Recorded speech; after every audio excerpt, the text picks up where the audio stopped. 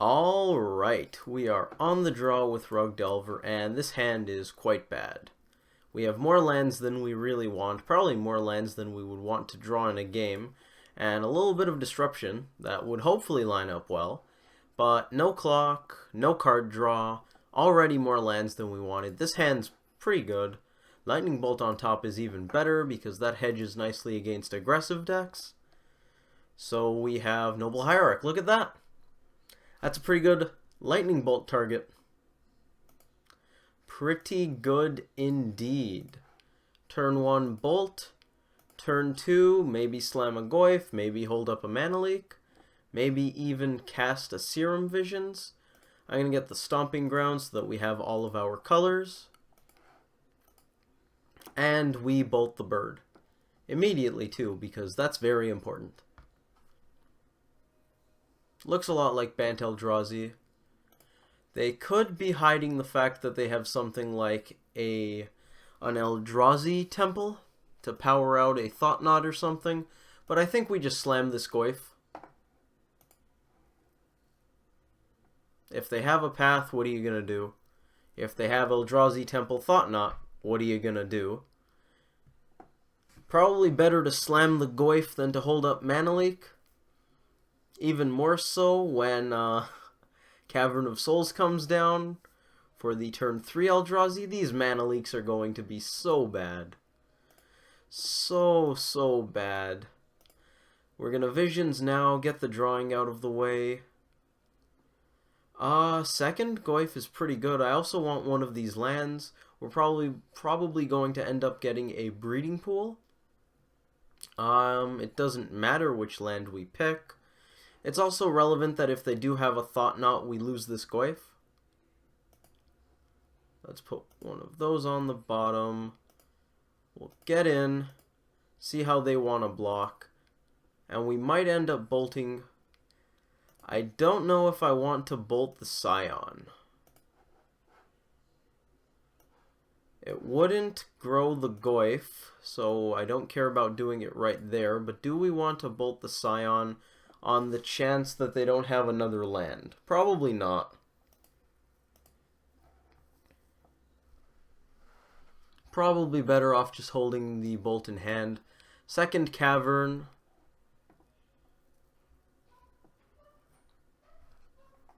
The first one named Eldrazi.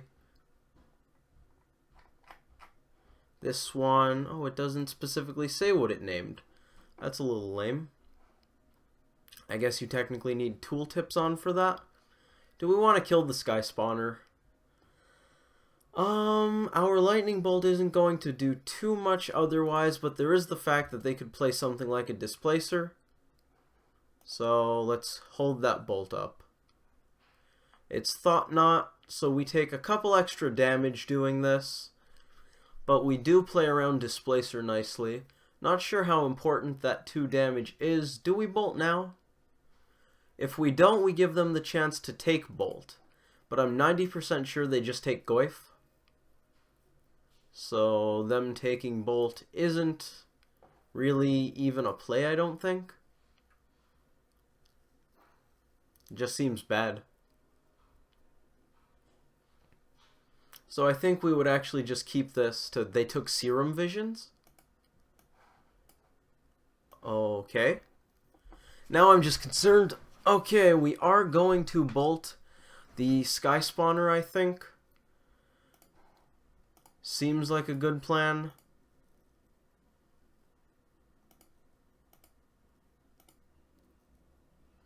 I guess we just attack first.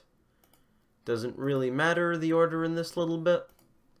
That happens. They know about Goyf. Do they have a path? What's their plan?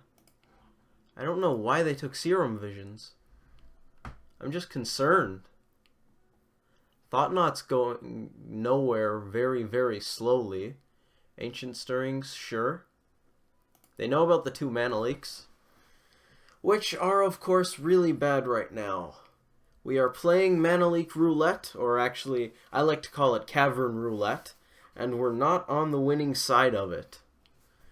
Them Stirrings into a temple, which is almost certainly, there it is, now we can get rid of that window. Displacer, sure. At least they can't activate it yet.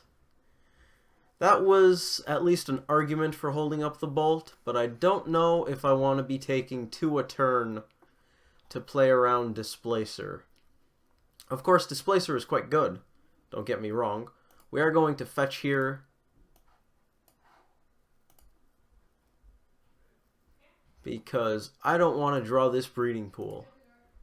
Oh, how I don't want to draw breeding pool. Bolt! That's essentially the same thing. We swing with the team because we have a combat trick in our hand. Given that Snapcaster can flashback Bolt. Ooh, Path to Exile. That is going to happen, so that's fine. We can mana leak it, but then we give up Snap Bolt.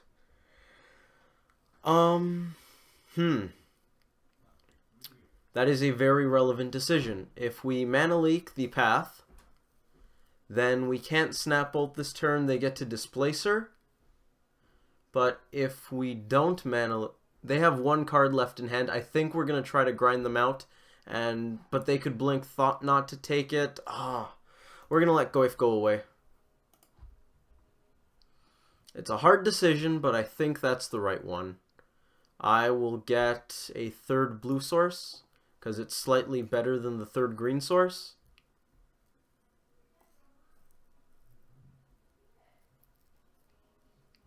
They chump, sure. I think that was the right play. Because if we don't Snap Bolt this Displacer now, they get to resolve a Displacer activation against us. And that's going to be very bad. Because they would be able to either blink our guys for value, or they would blink their Thought Knot and just repeatedly Thought Knot seize us. Let's axe off the Displacer. I was really hoping they would double block so we could blow them out. Go to us. We have a blocker. Handy dandy Snapcaster Mage. Can also get in for small amounts of damage. Hopefully they don't have anything good. These mana leaks are still quite bad. They would have been good that turn, but I do think playing Snap is better, and I am pretty happy with getting rid of Displacer now that I've seen Drowner. Although that does still spell quite terrible things for us, we really need to make this Goyf a 5/6. And how? I believe we're going to chump that immediately. If we block the Thought Knot, we lose this, and next turn they don't have lethal. If we don't, they tap our guys down, and they do have lethal. So I do think we block. Okay. Okay. So we can axe off a Scion, and that's it. So let's go to their turn. Do we attack? Probably. They're either going to take some damage. Oh, if they block with the Drowner, we get to Tarfire. Holy. Who do I want to Tarfire? A Scion? Drowner's going to die, so let's Tarfire them. I believe that does what we want it to. Oh, look at that. Look at that. That is a misplay by our opponent. Oh, geez. That is so fantastic. We could still very well lose, but that was a bit of a blowout. Really depends on the top decks here. We had a good top deck. Maybe they'll have a good top deck. Not Drowner. Please not Drowner. Something really bad. Eternal Witness getting back Drowner sounds actually quite good. We can use a mana leak. This is a spot where Deprive would have been better. Do I want to use one of these mana leaks? Just cause, probably, in case they want to get back a path. Could be relevant. Although they could just chump the Goyf with the Witness. So it's not super relevant. Oh, I forgot they could sack their Scions instead. What are you getting back? Displacer? Oh, Displacer could be bad for us too. Fortunately, they don't have the mana. So it looks like mana leaking there. Sky Spawner. Ooh, that's gonna hurt. That's going to hurt a lot. It looks like we are losing this game. So yeah, Deprive was definitely better there.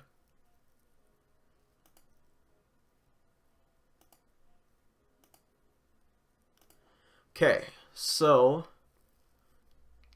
do we attack with Goyf? If we don't attack with Goyf, we're almost certainly bolting the Sky Spawner, but then we're relying on our top decks beating their top decks, and I don't think that's going to happen. We can attack with Goyf, but if we do, they chump and we die.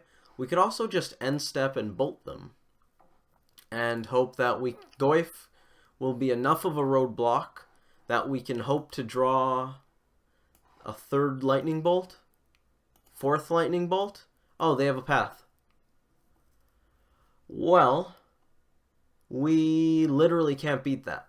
If we bolt either of these, they still have 7 power. We can't leak this. We cannot beat Path to Exile off the top. Very, very sad. That was a bit of a disappointing game 1, but let's go to game 2. Huntmaster looks good.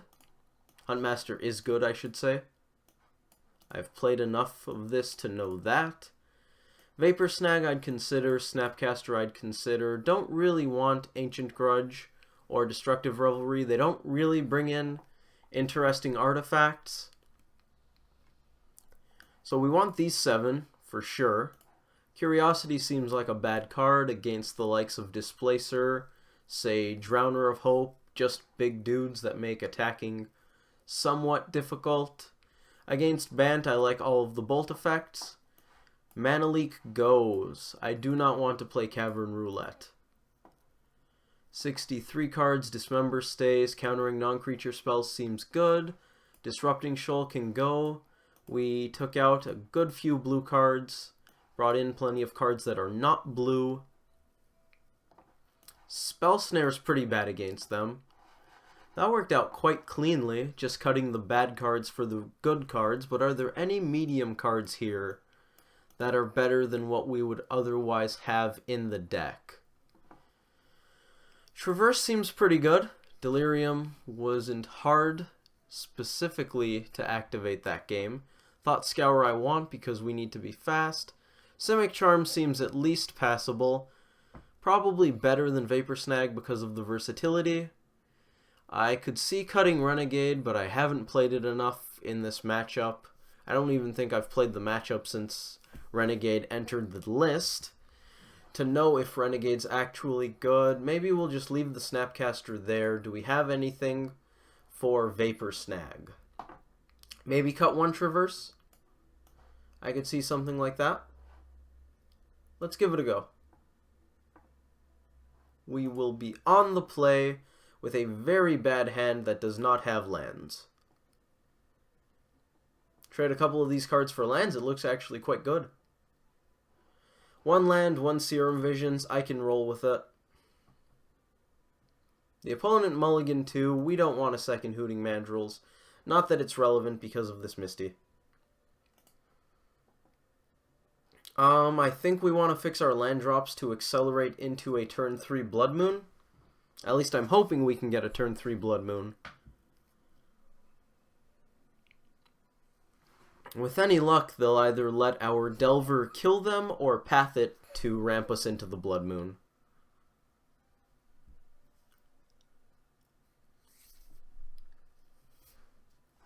Okay, I believe we're just going to get a Steam Vents here. We definitely want a blue source. I don't think we're really all in on the quick Hooting Mandrills plan because that looks pretty unlikely. So I'd rather enable the red cards in our deck. And hand. That's a land, so let's get rid of that Mandrills. And I guess we could just end turn. Interesting that we shuffled the deck and then Mandrills still popped up. In this spot, we're a little unfortunate in that they probably have turn 2 Thought-Knot Seer. It looks pretty likely. At least we have a Delver. Probably. Are there colorless cards that can counter Delver? Not that I know of. And we'll go to end step just in case we want to use that denial. Seems unlikely. Are we just in big trouble? They didn't do anything. Misclick? Maybe? We are not going to fetch.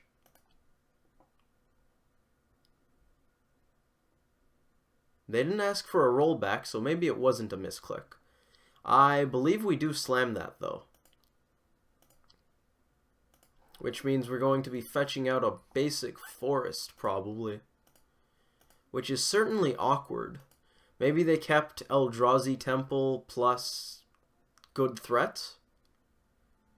The fact that our opponent didn't play a land that turn also makes me want to be either slamming this Blood Moon immediately, we can't, or slamming clocks to kill them before they draw out of this.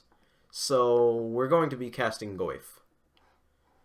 Goyf will just be a 2-3, but at least it'll get bigger. Hopefully it'll get bigger. Yep. All of that happens. Let's get a basic forest. If they path, we can still get the basic island and have great Blood Moon mana. So that's not an immediate concern. Also, if they path, we have 3 lands, 3 cards in the graveyard, so we can Mandrills. Looks like they weren't drawing out of it, so they did not want to play out the game. That is totally fine. Fine by me, at least. Disrupting Shoal still doesn't seem great because of all these cards that aren't blue. I'll do a quick rough count. 4 1s, 8 1s, 12, 16 1s, kind of low, although that's all you really care about countering in this matchup. So maybe Shoal's not that bad, but we're probably cutting a blue card to put it in, which makes it worse, unless we just cut this Traverse. But I don't really think I like that, so we're just going to keep what we have.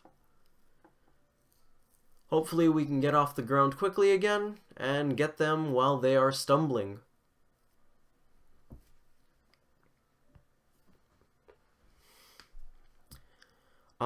I see a turn 3 Blood Moon with turn 1 Bolt and possibly a turn 2 Dismember. Do we have... Oh, it's Ancient Stirrings. I was hoping for a Hierarch. If they have a turn 3 Thought-Knot Seer, we will not be able to resolve this Blood Moon. They have a Windswept Heath in hand. Good to know. Good to know. Hold up Bolt and Dismember, or play Traverse the Ulvenwald? That's a good question. Traverse accelerates us into Mandrills, which could be helpful. I don't really want to go Forest Traverse for an island, though, because that screams Blood Moon. So I think we're just going to Shock here and hold up Lightning Bolt. We're also holding up Dismember for what it's worth, but it really isn't.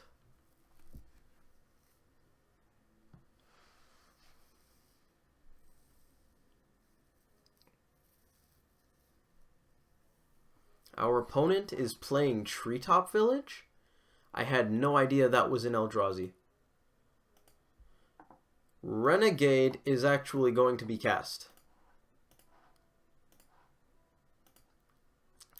Don't know if it's better than Snapcaster right now because we have plenty of stuff here that works with Snapcaster Mage quite profitably. But I don't hate just playing a 2-3 with Death Touch while holding up our interaction.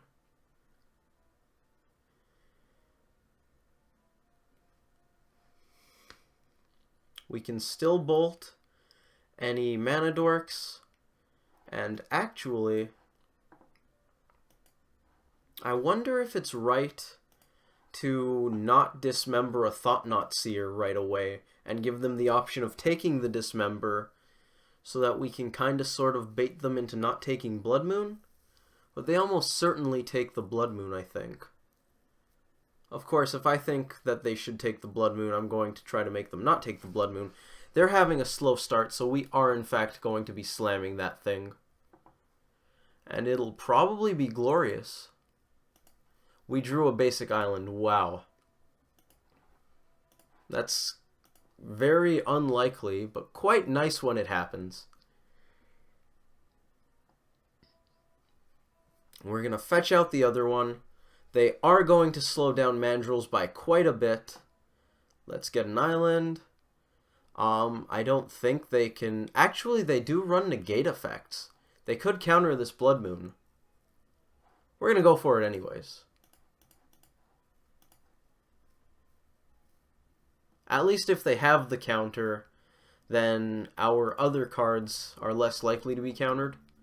It also makes Delirium quite good if they don't have Relic, if they don't activate Relic right away.